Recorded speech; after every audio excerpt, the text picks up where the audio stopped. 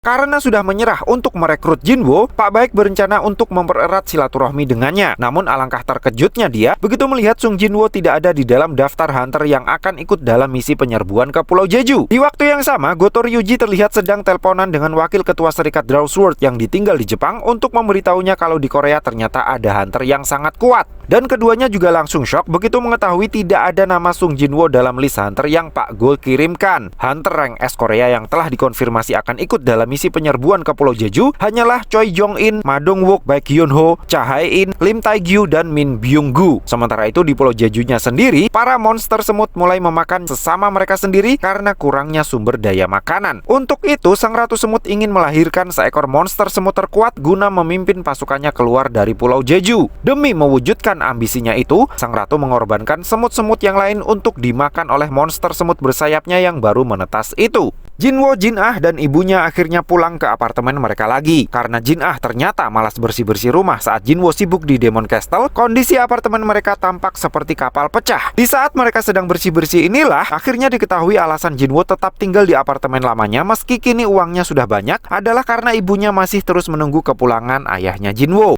Dan alasan Jinwo tidak ikut dalam misi penyerbuan ke Pulau Jeju adalah karena menurutnya ibunya jauh lebih membutuhkannya ketimbang misi tersebut. Di waktu yang sama, mereka yang akan melakukan penyerbuan terlihat sedang membahas tentang evolusi para monster semut. Dari yang semula hanya seekor monster semut, kini sudah berubah menjadi monster semut bersayap semi-humanoid. Nah, gara-gara tidak ikut dalam misi ke Pulau Jeju, nama Jinwo pun jadi bahan olok-olokan para netizen. Meski Jinwo terkesan bodoh amat dengan komentar mereka, tetapi dia justru khawatir komentar buruk itu akan lebih berpengaruh terhadap Jin-ah. Saat itulah Jinho tiba-tiba menelponnya dan mengajaknya ketemuan untuk melihat-lihat gedung yang akan mereka jadikan sebagai markas serikat. Karena berencana membuat sebuah serikat, Jinho pikir hal pertama yang perlu dia lakukan adalah menemukan sebuah kantor yang layak. Dan kebetulan Jinho menemukannya di lokasi yang tidak begitu jauh dari apartemen tempat Jinwo tinggal. Di momen inilah Jinho memberitahu Jinwo kalau ada orang asing yang mencarinya. Sambil menyerahkan kartu nama yang dia berikan kepada Jinwo, Jinho bilang si orang asing ini hanya akan berada di Korea selama beberapa hari saja. Namun saat Jinwo akan menerimanya, sesuatu yang sepertinya buruk terjadi di lingkungan rumahnya. Dan dalam sekejap mata, Jinwo langsung bertukar tempat dengan prajurit bayangannya yang ada di TKP. Dan tanpa perlu effort yang berarti, Jinwo berhasil mengatasinya dengan baik. Keesokan harinya, misi penyerbuan ke Pulau Jeju akhirnya dimulai. Helikopter yang membawa para hunter terlihat sudah hampir sampai di TKP. Sementara Goto Ryuji terlihat masih merenung, mengingat-ingat momen saat bertarung melawan Jinwo. Ternyata yang membuat Ryuji Goto bercucuran keringat dingin di chapter sebelumnya adalah karena dia merasakan sensasi seperti pasti akan mati di tangan Sung Jinwo.